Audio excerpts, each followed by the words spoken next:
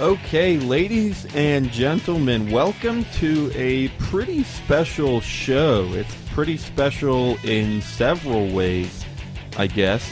It should be episode 105. I am Daniel Brown, and I'm here with John Stuart. And let's see, first of all, it's special because it, for the most part, maybe for the entire part, it will be uncut. I am going on vacation to Hawaii for the next 2 weeks. So while you're listening to this, I'll be getting suntanned and climbing volcanoes or something. I don't even know, but I'm pretty excited for that. But because of that, we are not gonna cut this. It's just gonna be minimal, if any, editing. There might be music playing right now for the opener, but that'll cut out, and then it's just gonna be straightforward, me and John, kind of like a YMB live show, live to tape, whatever you want to call it. And hopefully it's not too bad. You'll get all of our ums and ahs and maybe some awkward pauses. I don't know, a plane might fly by outside, or my phone might buzz. I don't know, but that'll all be in there. You get us raw and uncut. Yeah, I made the mistake of giving my phone number on an insurance website this morning, and I got like 12 calls from different agents. Don't do that ever. Bad idea. Anyway, so today we're going to talk about, well, actually, I mean, we thought about a lot of things. We thought we might just do headlines because of kind of like a live show. We used to do our YMB live show with headlines. But we found this article, which should be pretty perfect. We'll see how it goes. But it's 10, well, I'll just read the headline. Should you invest in Bitcoin? 10 arguments against as of December 2015. This is on Forbes, and it's by Laura Shin.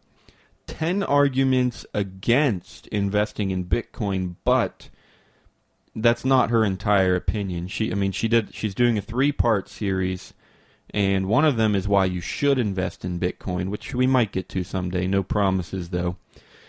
But this one is why you shouldn't, but actually it seems like her final opinion is that to some extent it might be a worthwhile investment because there's a disclosure here right at the beginning.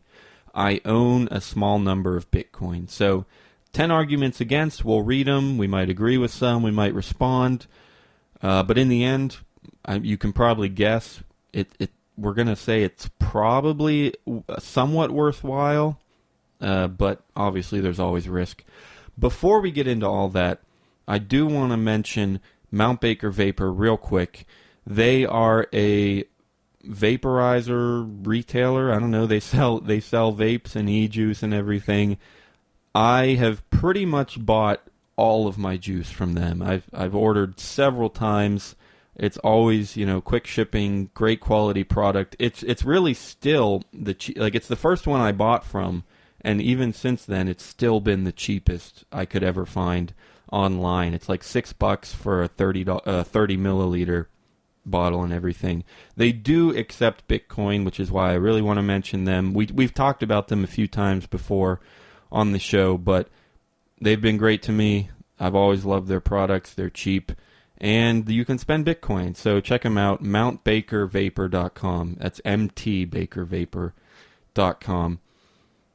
It's awesome stuff. All right, so I guess I'll let John start off with the first reason here. You can read the headline and tell us anything else you want to mention, and we'll see what we have to say. Go for it, John. Sure. So like Daniel said, Wait, time out. Actually, that's another. I forgot to mention another reason this is special is because me and John are actually in the same room for, I think it's only the second time in official YMB history. We did do it once earlier before we officially started, and we've also lost that recording, I think. So, yeah, that's also pretty cool. We're right in front of each other, and we'll see how that goes. Yeah. So like Daniel said, this is an article, 10 reasons why you shouldn't invest in Bitcoin. And we will start off with number 1, as it's a pretty good place to start, in my opinion. Number 1, the parameters of the currency could be changed. So, she is talking about that. I mean, this is pretty self-explanatory, at least I think. you can change the parameters of the currency. So because it's basically just a computer program, it can always be modified or changed, and it can be made to work slightly differently. Yeah, exactly. I mean, theoretically, any aspect at all could be changed. The main one she focuses on here, though, is the cap, which is pretty interesting. I mean, that's the cap of 21 million bitcoins. And yeah, I mean, it's true. Of course it's true. I mean, it's not like it's physically impossible. Of course, people can go in there and change the software and get people to adopt that. And the 21 million cap, that would be a pretty big change. I mean, that's one of the things I tell people all the time, is that, I mean, a lot of times it's one of the first things I say when I'm trying to explain Bitcoin. I'll say, well, one of the reasons people like it so much is because, unlike the Federal Reserve, there's a set amount, 21 million, that's it, and that's a reason to like it, is what I normally say. But apparently, there are people who have proposed putting an inflation rate on it, which, I don't know, it's pretty interesting because, I mean, I've never taken any economic classes, so I could easily be wrong here, but from what I understand, people say, like, well, you know, we need a little bit of inflation, not too much, obviously, because that'll devalue the currency, but if you have no inflation, then people start to hoard it, so we need a little bit of inflation.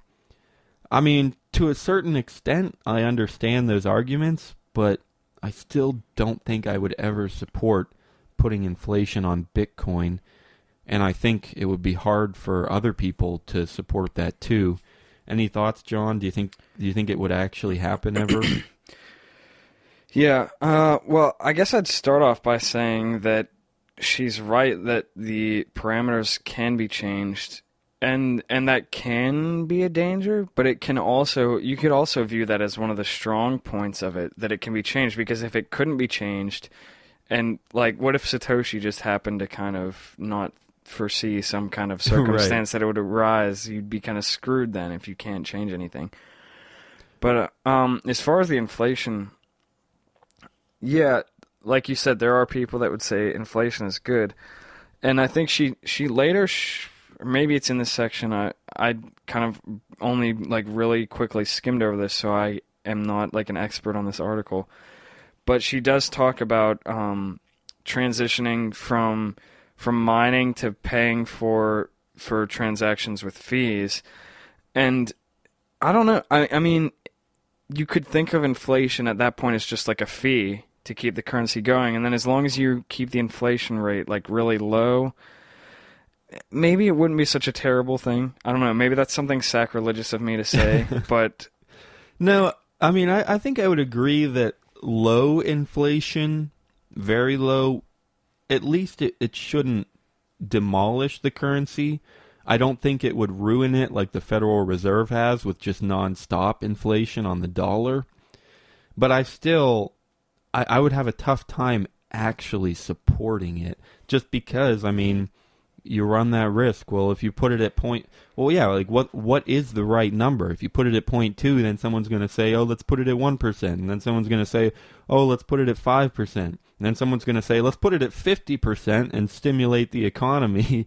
I mean, it's a tough thing to figure out, I would guess. And I remember saying, gosh, really, really early on in the show, that one of the reasons, actually, I remember what it was. We interviewed the author of Wildcat Currency, Edward Castronova, and we said that, we might have been talking about inflation. It might have been something slightly different. But regardless, we basically said, even though zero inflation could have some drawbacks, or again, maybe it wasn't inflation, but even though this could have X, Y, or Z, could have some drawbacks, at least you know what the protocol is. You know when the reward's going to have. You know when new coins are going to be made. At least you know. That's what we said. And as soon as you change something like that, I don't know, that'd be pretty disruptive. And I guess that's her point, is like, you say you should trust it for all these reasons, but then all of a sudden someone could change it. And I don't know, it's relatively a valid concern if you ask me. I mean, I'm not saying 1 to 2% inflation is a serious concern, which is what she mentions here, but the fact that things can be changed, I don't know. It's a little bit worrying, but I don't know. Yeah, I can definitely see that. And I guess just to like attack my own point that I just made about inflation basically covering the cost of transaction fees instead of having high transaction fees or higher transaction fees. I guess one problem with that is that everybody would have to incur inflation, whereas if you're doing higher transaction fees, people who make more transactions are going to pay more in fees. And I guess that's a more fair way of doing it than having universal inflation where like even people who aren't making a lot of transactions are losing value. Yep, I completely agree with that. And the fees are an important discussion, which we will get to somewhere down here. It is one of her points. So yeah, we'll definitely talk about that a lot because I think that's a really good point. But for the time being, I guess we'll jump on to number 2, which is there could be an attack on the network. Oh man, this we could easily do a whole episode about each one of these points if we wanted to. But this one, there's a lot to say about this one. And mostly she's just talking about a 51% attack. And the first thing we have to say is, okay, you're right. Theoretically, a 51% attack is a real thing. And theoretically, they could cause problems to some extent. That's debatable to what extent. But theoretically, yes, that could be an issue. So the first thing that I thought of when I read this was a speech that we heard Andreas Antonopoulos give this in D.C. last summer. I'm sure he's said other times, he's said all kinds of things just like this. But he basically was like, well, he gave a whole list of reasons, actually, and I'm sure I won't remember all of them. But he's like, well, first of all, a 51% attack is unlikely. Like, you need a ton of power, and it's hard to get that much power. And then he talked about mining pool. It was actually, I remember, yeah, because she mentioned it. Wow. She mentioned live. Well, I guess this will stay in there. She mentions it in this article about the ghash.io pool getting over 50%. And Andreas was like, well, first of all, they don't actually own all of that mining power, and people can leave at any time. And then he's like, well, even if they did own all that mining power, there's really not a ton that you could do with it. I mean, you could sort of fork the chain, you could sort of erase transactions by overwriting parts of the chain, but you couldn't really steal coins directly. You couldn't just go to the blockchain and say, oh, hey, look, I have 51% of the power, so all of these coins are now mine. Everyone has to agree. The end. You couldn't really do that. The best you could do is like buy something and then get that whatever shipped to you or whatever, and then like overwrite that transaction or something. I mean, that would be nearly impossible. But really the point there is that you don't have a ton of power. And then Andreas was like, well, even then, we would spot the issue. Like, once they got 51%, we would see it, we would do things to try and address it, people would leave the pool, whatever. And I don't know, he just kept his list going, and he's like, it's not a huge issue like some people think it is. Any thoughts, John? Yeah, I guess to me, I just want to point out like the humor in the fact that people are actually worried about other people working together for once, which I think is funny because... You mean like working together in a pool to get 51% attack? Yeah. I mean, if you're, like, at this point, if you're going to do a 51% attack, it's not going to be one person. It's going to have to be a bunch of people. And if you're going to try to, whatever, steal coins or double spend or whatever, how many people are you going to have to get to agree with you and want to do the same thing? And like, the people, do you really trust the people who are going to help you who are doing that to actually, like, Right. work with you and not just end up, like, stabbing you in the back or whatever? I don't know. I have little faith in humanity, and the fact that people are worried about a bunch of people actually working together is kind of funny. Yeah, I mean, another thing is that theoretically you wouldn't have to work together. She says, or maybe she quotes someone who says that you would have to invest up to 400 million in order to get that much power. Although another avenue that I don't see mentioned here is just kind of some underhanded manipulation. Like some people have theorized about the 21 Bitcoin computer, where they're only selling these to get a bunch of stuff out there that they control and to get them 51% and centralize the mining and stuff.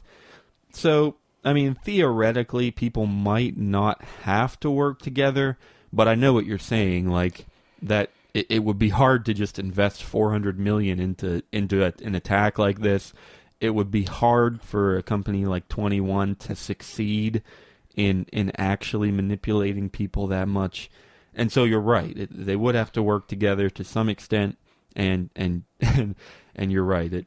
It's not always that easy. Yeah, I mean, the other thing, too, this might have been something that Andreas said, and I can't really remember. I don't think I was actually there for the talk that Daniel was there when he talked about this, but he might have said it somewhere else, or somebody else might have said it, or maybe nobody said it at all.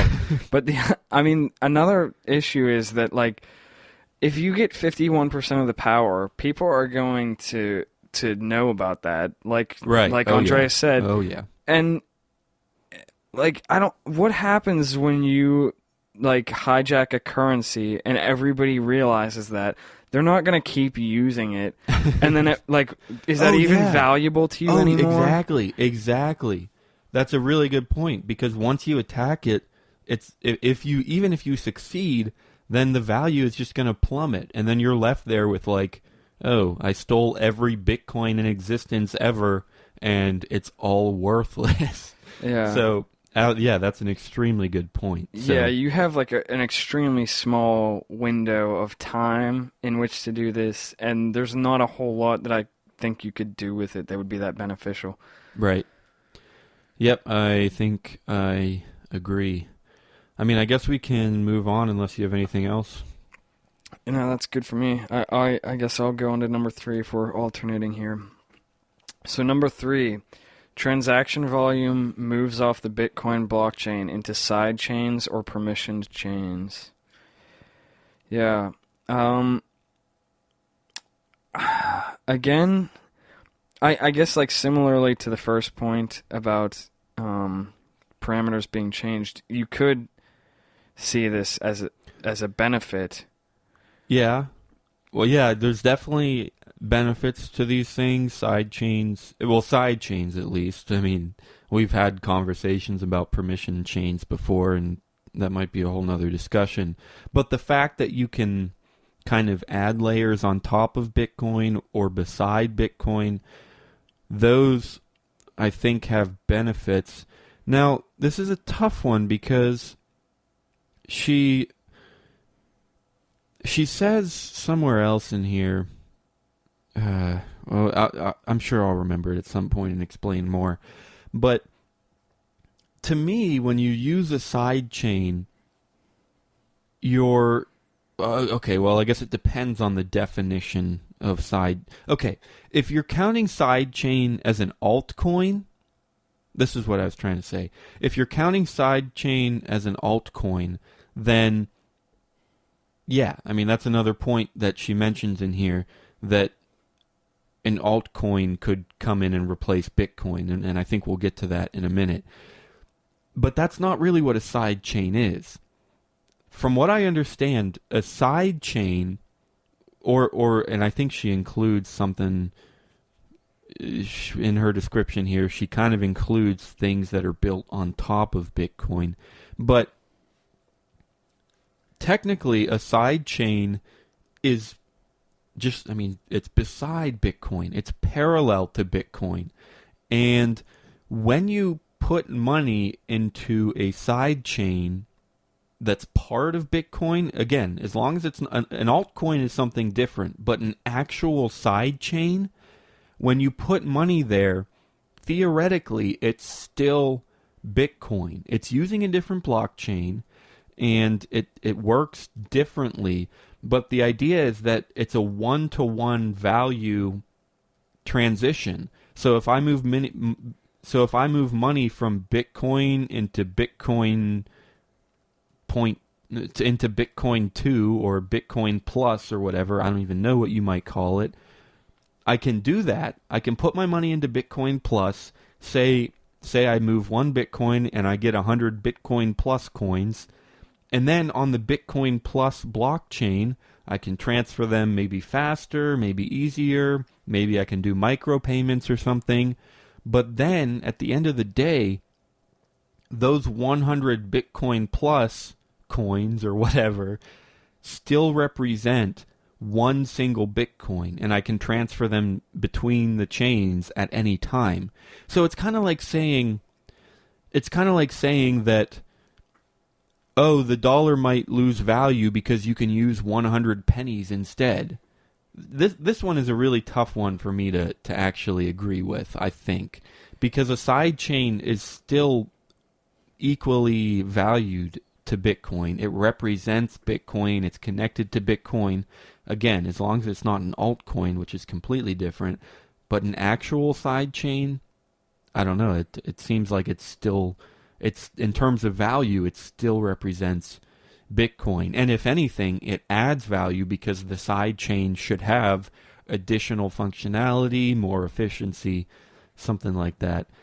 It was kind of a long explanation. Am I making any sense, John? Yeah, I think that makes plenty of sense. I don't really have a whole lot to add. Yeah. And again, I don't know how she's really defining side chains.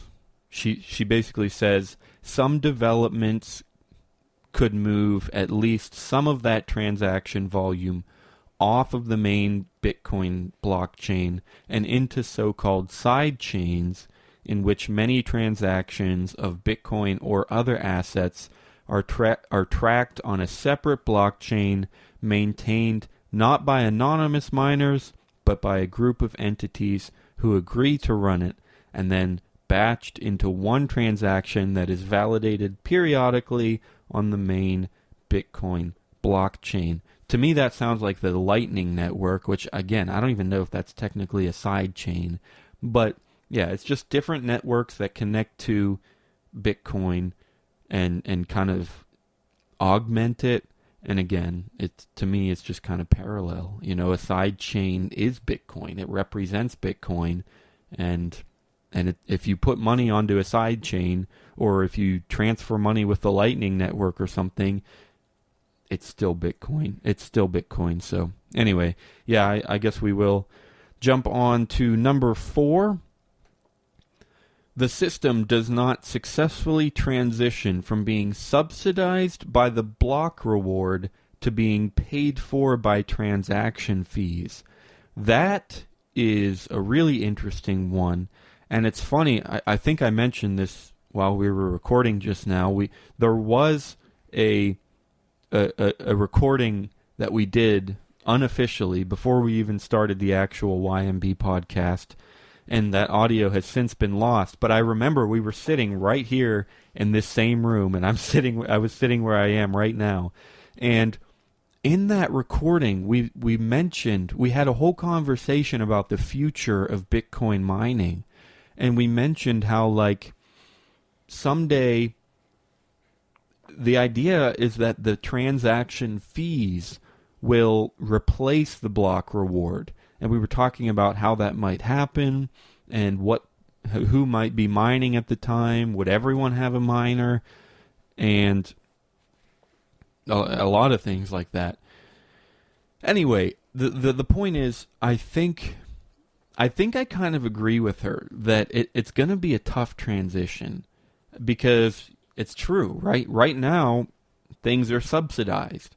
But in the end, people are going to have to pay for their transactions. And, yeah, I mean, it's true. I mean, it used to be, we used to say that Bitcoin can be free because you don't really have to attach a fee if you don't want to. And we used to really promote that and say that's one of the best things about Bitcoin is it can be free. And that's really, I don't know if that's the best way to do it, because eventually I think what might have even been on the show, we're like, well, it can be free, sure, but really somebody has to pay. I mean, somebody has to be putting the effort in, the miners, or I mean, yeah, the block reward subsidizes it now, but in the end, we're going to have to be paying.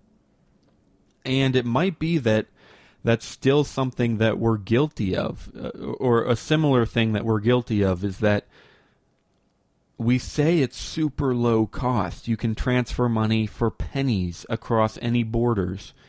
But, I mean, after the block reward diminishes, is that still going to be true? Will the fees go up? I don't know. It'll be an interesting thing to see, and I think to some extent I agree that it might not be successful. I don't know. Is that? Do you agree with that, John? Yeah, I do. That's, to me, I think the debate over that kind of stuff, like the reward and the incentive for mining, I think that is probably the most distressing thing about it, about like everything about Bitcoin. That's like, that's the only argument that has ever like really scared me a little bit, I guess. Right. And I have thought about it, and I've talked about it with friends before. And like Daniel said, we did talk about it on the Lost Audio. Yeah. But at the same time, I've heard some decent ideas.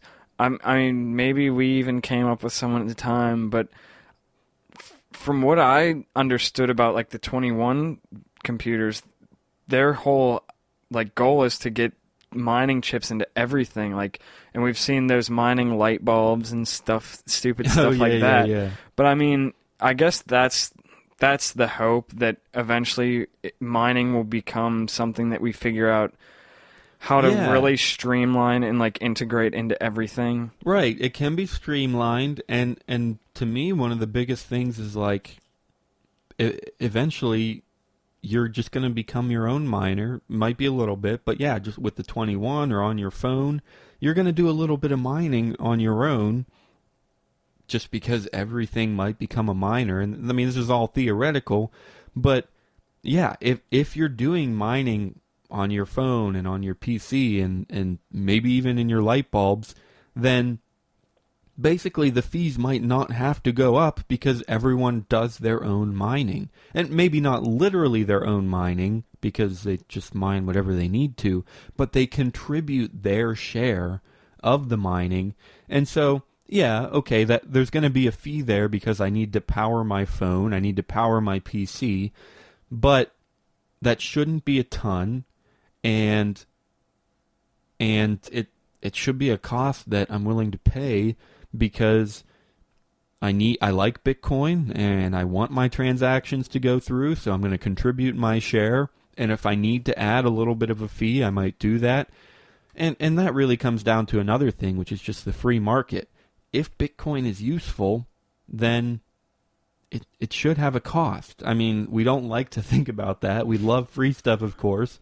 But hey, if they're giving you a service, the miners, then you're going to have to pay a little bit for it, and hopefully it's as low as possible. But you know, if you pay it, then awesome. Then you get a fast, cheap transaction and efficient and secure, and there we go. We just bought a really useful service.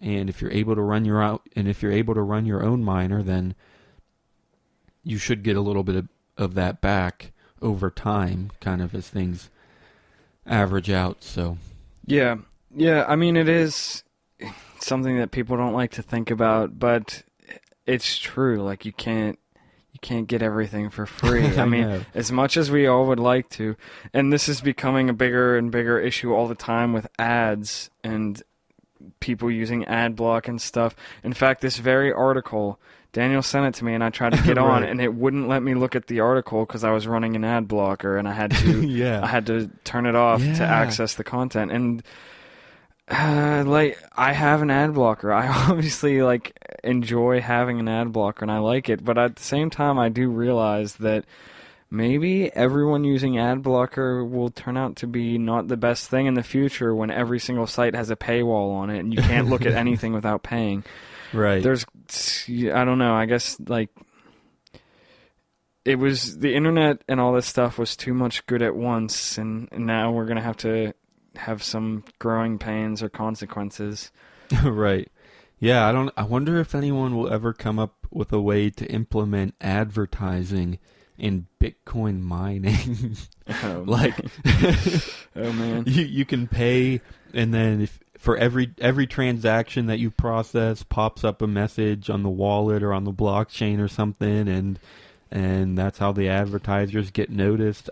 I don't know, but it's an interesting idea. Yeah, I remember people saying something. This might have been with rumors about Microsoft making Windows free, but I think I remember people saying that like in the future Microsoft was going to offer like free versions of Windows that had built-in ads. Oh man. But I don't know whether that's true or not. Yeah, or anything, well, but yeah. I mean, I think we'll have at least one ad in this episode, so it's something that's out there, and it's we've had this conversation a lot, so we don't need to get into it. But yeah, it's something we deal with and something we have to do now sometimes. So, are you tired of Bitcoin dice and ready for something different? Try Lucky Bit, the original falling coin game at luckyb.it.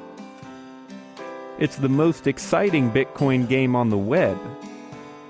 You can bet on 5 different payout lines and win up to 999 times your bet. You can even use their faucet to get some free Bitcoin. Dice is boring. Play different at Lucky Bit. Check it out at luckyb.it. Anyway, all right, should we hit number 5? Sounds good. This will be mine, is it not? Or is it yours? I think so. Okay, the Chinese firewall or another internet issue causes the global Bitcoin network to be split for a few days. So, this is probably, I think this is like the shortest point she has on here. We could almost read the whole thing. I'm not going to, but something about Chinese miners being disconnected from the Bitcoin network for a few days, and then basically it ends up being like a fork where there's no real reason that either side of the fork is more legitimate than the other side. They just are split. Right. And it would be just a really big hassle and hard to merge them again, I guess. Yeah. Yeah, I mean, I think this is, again, it's another thing that theoretically, yeah, of course, this could happen. And if, it's a possibility. Is it deadly? I don't think so. I mean, even if it did happen and it forked for like 3 days or something, then one of the chains got overwritten or something, yeah, it would be a hassle, just like you said, John. Would it be deadly? I don't think so. I mean, people would be like, well, that sucks, but Bitcoin is still pretty cool and still pretty helpful. So, I mean, yeah, it would hurt, but I don't think it would ruin everything. Yeah, I mean, the other thing, too, is that I guess the issue is that if the Chinese people get blocked off from the rest of the network, then the Chinese miners will continue mining transactions from China. Well, why won't they just stop for a few days until it gets figured out? I mean, I'm not saying that they would, but if something that serious happened, okay, I feel like people would take some right. precautions to make it.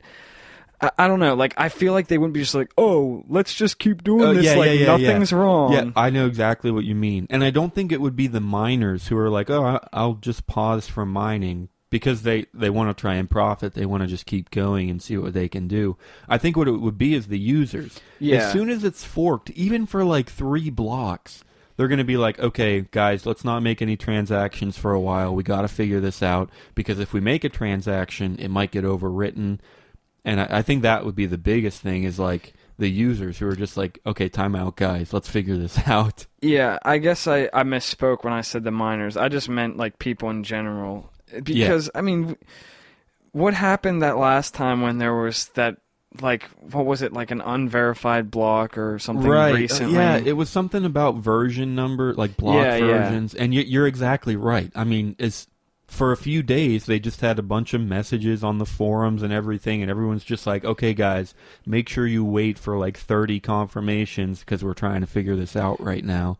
And yeah, I mean, it's annoying, but people would notice it, and just be careful. And that was like that was a pretty big thing. Like, I feel like everybody knew about it, and that was a way smaller issue than this would be. Right. Like, if this happened, there's no way that people would be like, oh, let's just keep on going. There's nothing wrong. Yeah, absolutely. But another point worth making here, though, is just about the fact that the government does have influence. And we've said this several times.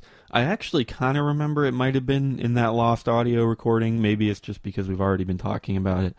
But still, we have said a couple times before, like, that is a valid concern too. Just the fact that the government can manipulate people like this.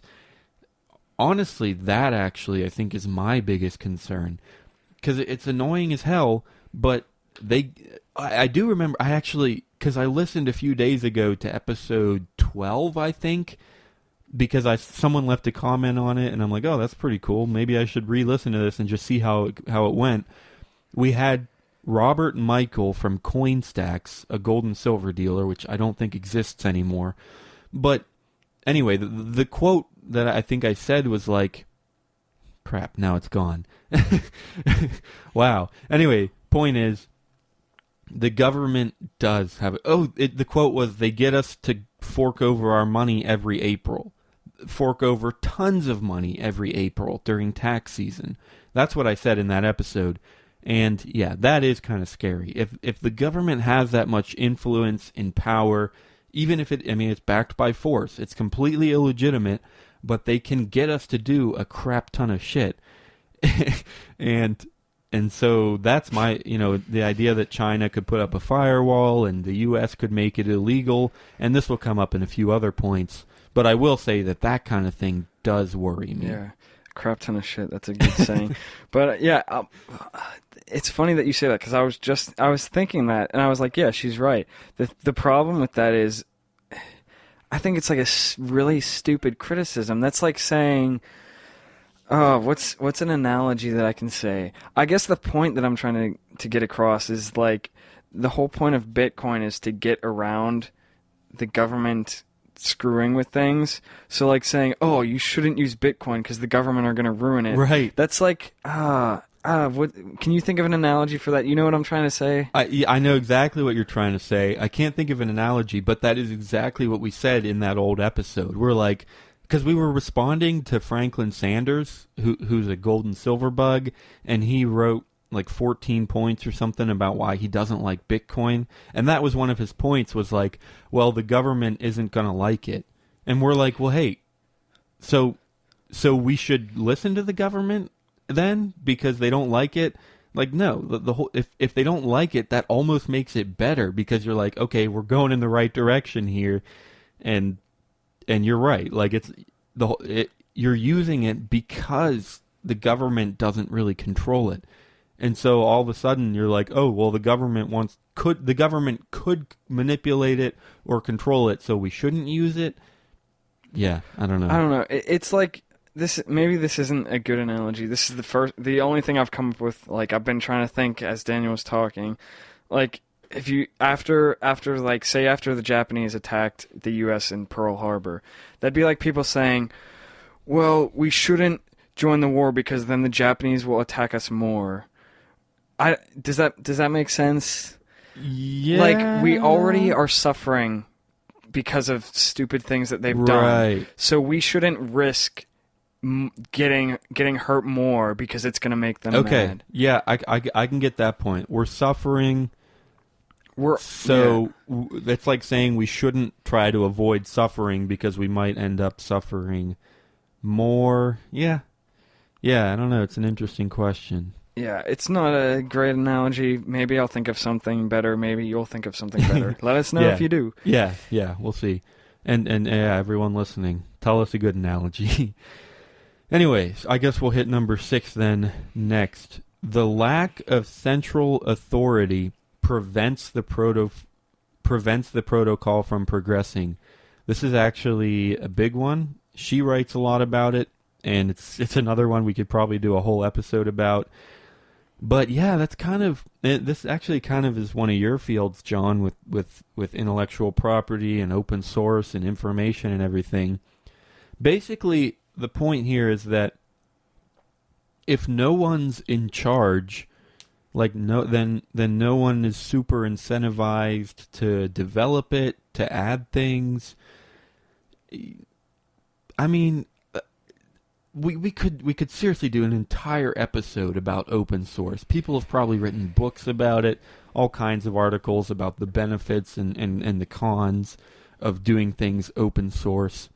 But I don't know. I think a lot of people generally like open source. Is that true? I mean, it's kind of like Google versus Apple, right? I mean, it's a big discussion, but I think in general, I mean, open source has worked in several cases. I mean, would you agree?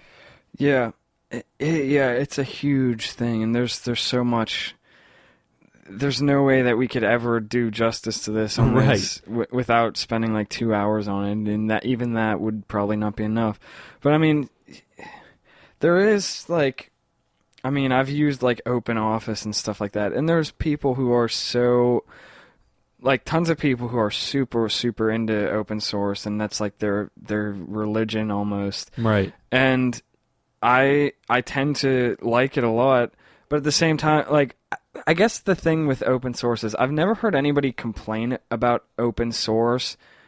The only thing I've heard is that some people prefer other things. So a lot of people prefer to use Photoshop instead of GIMP or something like that because they just think it's a little bit cleaner, it works a little bit better. GIMP might be like a little clunky or hard to learn at first or something. Right. But I've never heard somebody be like, open source is evil. And I guess that's the thing with this. Like, in some sense, she might be right. And, like, dictatorships get stuff done. Dictators can do a lot of stuff really quickly because there's nothing standing in their way.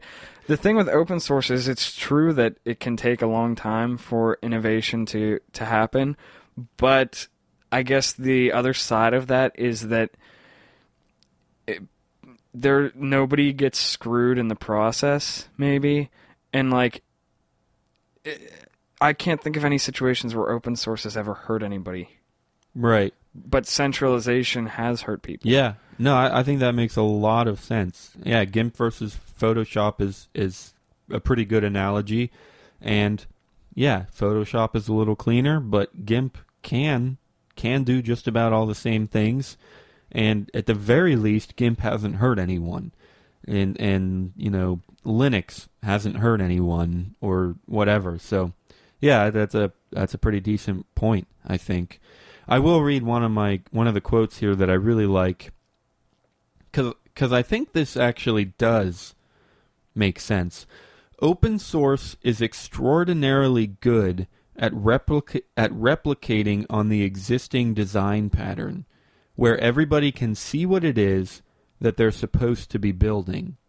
Such projects tend to stall more when they have to do something new, and especially in this case, where lots of participants have a vested financial interest in the outcome of what's done. There doesn't seem to be a good approach being taken by almost any of the participants. That first part there, I think makes sense. If they need to replicate something, like say Linux, I don't actually know the dates here. I think I would imagine that Linux must be newer than Windows and Apple. But anyway, even theoretically, if you're building Linux after Windows and Apple, then yeah, it might develop pretty quickly because everyone's like, oh, we need to have a clock in the bottom corner. We need to have, a web browser and a way to connect to things.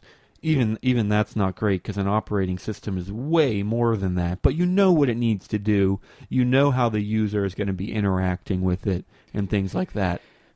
Yeah, and like GIMP and OpenOffice obviously came out after Photoshop and after Microsoft Office. Right. And so you're like, okay, we know we need to be able to do this with pictures. We need to crop them. And yeah, so those kind of things can come out pretty quickly. But when you want to do something new, then things can kind of stall up because somebody has to figure it out. And that could take a lot of effort. And actually, a good point here, maybe analogy, is Bitcoin, right? Satoshi created Bitcoin. And yeah, he built on top of things and he pulled ideas from different places. But Satoshi is one person or a group of people, a small enough group that it's stayed anonymous for this long. And that's it. They're the only ones who actually made Bitcoin work and launched it and added to the features that they needed to add and created this whole blockchain idea. I mean, I know there were similar blockchain ideas earlier, but Satoshi is the one that made it work, and that's just one person or one entity, and that's centralized. And there it is. When you have to do something new, one person out there has to do it, and that's it. Somebody has to figure it out. They might do it for free. They might not. They might do it quickly. They might not. That's just the way it is. I was thinking the exact same thing. And I mean, like Linux and Git, they were come up with by one guy. So that's I mean, I guess you could say that is how like the real innovation happens is one people. So the argument that I would make then is exactly what I said before, that when things are open source and consensus, nobody's going to get hurt. If we start, like, I don't know, I guess earlier on, this is almost contradictory because one of her earlier points is that Bitcoin can be changed. Right. And now she's saying that it won't innovate quick enough because it takes so long for changes to come through. Okay, well, if you got to, I guess the best way to approach both of these problems at once is to do it like it's being done right now. Bitcoin is open source. Everything's done by consensus. And if you want to try to innovate, go off and start an altcoin. And whoever designs the altcoin has the central authority to make it do whatever they want it to do. And if it's better than Bitcoin, then it should take over, theoretically. Yeah, and then at that point, other people can add things, and it's the same thing. Like you just need a balance. I mean, you need someone to create the new stuff, and you need someone to maintain everything. And sometimes it's one person, sometimes it's a group of people, sometimes one group creates part of it, and then another group's part is better than that. I mean, it's just a balance, and you do what you can and try to make things happen. But in the end, like you said, if it is a strict kind of permanent dictatorship, you might get something done, but you're also going to... I mean, this is my issue with Apple. Like, they create great things. They have, software, hardware that's amazing, but they kind of intentionally limit it really often. I mean, I'm not going to get into all this because I could rant forever, but it's like the iPhone does not have a micro SD slot. I mean, maybe it does now, but it's just they leave out things that they really don't need to just because I don't even know why. Oh, I guess the reason is so that they can get people to buy the 16 gigabyte version instead of the 8 gigabyte version because they need to, because there's no SD slot. I don't know, but yeah, that's the way I see dictatorships or just closed sources. They leave things out for their own benefit, or they forego benefits to the consumer for their own benefits. I don't know, things like that. But it's true. We could go on about this forever and ever. So I guess we might as well move on unless you have anything else, John. No, I'm good. That's probably a good place to move on. 7? That Yep, would be I mine. think 7's yours, yep. Yeah, I think I'm on the odds here. I'm starting to get hip to this. A competing protocol could overtake it. And this is, I guess the transition works pretty well from what I was just saying about altcoins. Yeah. I think that's probably... like I was saying, if you combine those 2 points that she was making, that, well, Bitcoin's parameters can be changed, and it takes a long time to change because it's consensus-based, this should be a good thing, in my opinion, that if somebody comes up with something better without having to go through the whole consensus process, and that allows them to innovate more than they would have if they were just working through Bitcoin, like, isn't that a good thing? Right. Yeah, there's really might not be a ton to say here because we already kind of hit on altcoins. And this is also something I remember from that really old episode. Again, I think it was 12 with Rob Michael from CoinStacks. But we said, like, a lot. That we said, like, if something better comes along, the hope would be that it's so much better that it's worth giving up Bitcoin. And in that case, it's really like the free market, where when you make a trade, it's supposed to be valuable for both sides. So if really far down the line, if I'm going to trade from or transition from Bitcoin into a competing protocol, if I'm willing to do that, if I'm willing to make that trade, I mean, it really would be a trade because I'm giving up one currency for another currency. I mean, unless Bitcoin just goes to zero, in which case I'm starting the new currency. I'm trying to get into the new currency from pretty much nothing. But hopefully it wouldn't go straight to zero. Hopefully it would be a slow transition from Bitcoin into the new one. And if that happens, every single trade from one currency to the other is going to bring value to both sides. And in the end, it should be profitable, right? You're going to move into something better. It better be way better. It better be way better if you're going to give up Bitcoin for it. And there you go. In the end, you're going to have something better. Yeah, and I think that's like consistent with how we've always talked about altcoins since the very beginning of the show. It's always been altcoins are a testing ground for new ideas, and that's how they should be viewed. It shouldn't be a thing where we hate altcoins because we swear allegiance only to Bitcoin. And it shouldn't be a thing where we think altcoins are just stupid, crazy ideas that should never be taken seriously. They're a testing ground. Yeah, absolutely. Yeah, I agree. We've said that several times. Nice. I think then I'll hit number 8 then. World events prompt a crackdown. Actually, there might not be a ton to say here either because it's kind of like the government thing that I mentioned, where by crackdown she means like legally, I think. Well, I mean, she mentions social issues, terrorism. Actually, she's quoting someone. But, yeah, referencing the attacks on Paris. But anyway, any of that stuff, the crackdown would have to be done by a government. That's what a crackdown is. And yeah, I mean, it's the same kind of thing. Well, maybe they'll crack down, but one of the reasons we're using Bitcoin is because we're trying to avoid force and control by the government. And so I'm not going to stop doing it just because they might force me to stop doing it. I mean, yeah, I mean, that really might be it. Anything else? No, I think I talked about it enough earlier to move on. Nice. Actually, number 9's pretty similar, but I'll let you take it. Number 9, government regulations in one part of the world put the whole network at risk.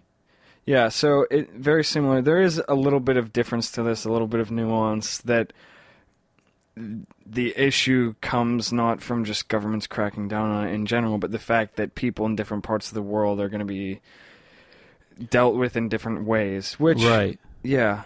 I think one of the main things she tries to say is, like, if they limit it in one place, I mean, as long as it's not some tiny country in the middle of nowhere, like if they limit it in China, then to a certain extent, those limitations are gonna extend to everyone because, I mean, just because you have to, if you're gonna deal with China, you're gonna have to deal with those regulations, and Bitcoin is global, so as soon as they limit it somewhere, it to a certain extent, it's gonna hurt other people too.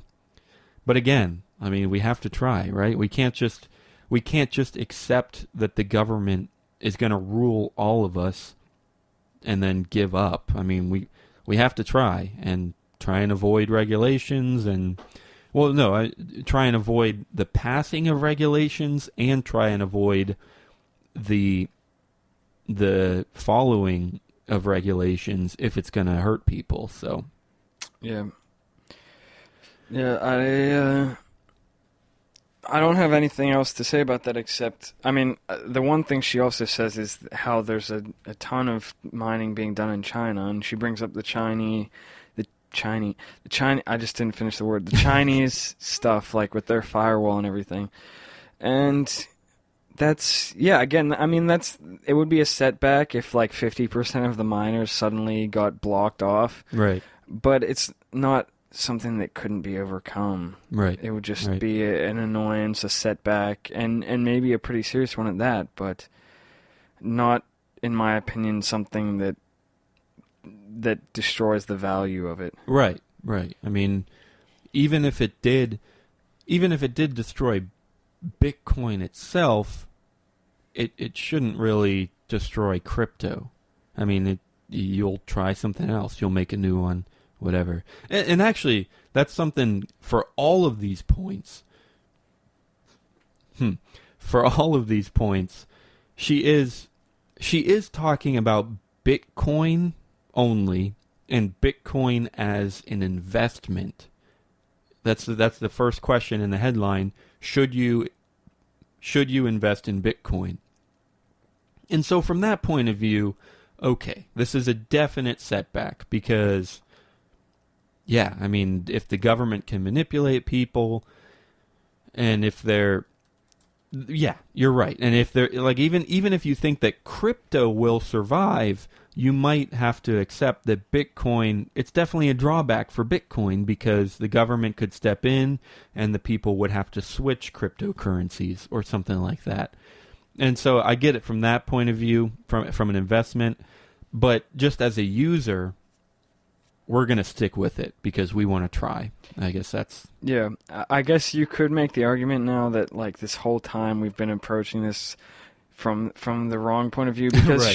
she is talking about investing, and if you look at it from that point of view, a lot of these are more legitimate than... Yep, yeah. Than we've been saying, but I guess we're taking it more as Bitcoin as an innovation, as something that could change things. And just as users, as people who want to have ease of use and freedom, things like that. So I guess I'll close this off with number 10, which is also about investment, I guess. And this one's interesting. I think I completely agree with this one. People get burned by it as an investment. And the biggest thing there is just think about the multiple bubbles that we've had, right? Think how many people must have bought Bitcoin at like 600, 700, 800, as it's all the way climbing to 1,200. Tons of people, I'm sure, were buying in all that time. I mean, we bought in, I don't remember exactly about you, John, but me and Tim bought in. It's not the best reason, but it really was just because of the price. It went from like 15 to like 21 or 22 in a few weeks, and we're like, holy crap, let's buy some. And that's a problem because people can, I mean, luckily we didn't. I mean, I'll be the first one to say it was nothing but luck. We just thought it was cool and bought some because the price was going up, and it worked out. I'll admit that's some pretty poor thinking. We could have easily gotten burned by it, and we just kind of luckily didn't. Because Bitcoin, now we know that Bitcoin has a lot of other great things going for it. But at the time, if that's all we went on, and if we bought everything that just had a price that was going up, and then we would have been burned by some other, I don't know, stocks or something. Yeah. But anyway, the point is, yes, people have been burnt by investment. I mean, it went, like I said, they must have bought it 600, 700, 800, 1100, and now it's at 421 as I look at it right now. That burns, and yeah, that pisses people off, and I absolutely believe, I guess I haven't heard any specific stories like this, but I have to believe that there's people out there who are like, shut up, I'm never touching Bitcoin again, it's a piece of shit, it bit me in the ass, and they must just hate it because it's half the value that it used to be or less. So yeah, for sure. Nice. I mean, I don't have anything else there if you don't, John. Yeah, I don't think I have anything else. Let's see what we're at. Just about an hour in like 15 seconds. Awesome. Well, yeah, I mean, I don't have to edit this much at all, if at all. So that's great. I guess we'll say thanks to everyone for being here and dealing with our stumbling and our random noises that you may have heard. I don't really know what there was, but anyway, it's been fun. We've been great, and come back next week. I'll still be on vacation, and so I think we're going to record the following episode tomorrow, which will be, I guess, about a week and a half early, or a week and a half in advance. So who knows what that'll be like? Yeah, if something huge happens, over the week, and we don't cover it. That's why. Yeah, exactly. But anyway, thanks for being here. I guess I'll run the credits kind of right now, which I normally do in post, but I'm not really going to do post production this week. So thanks for listening to episode 105. All of the music in today's show, which I think there will be music at the beginning and end and in the commercials and everything, all of that was from John Stewart. So thanks, John, for all of that. Get to our website, youmeandbtc.com. Find the show notes, find the links to our sponsors or anyone else, some donation addresses. Check out everything there. I could say click the ads. That might be against AdSense policy. So don't click the ads. Just look at them and smile.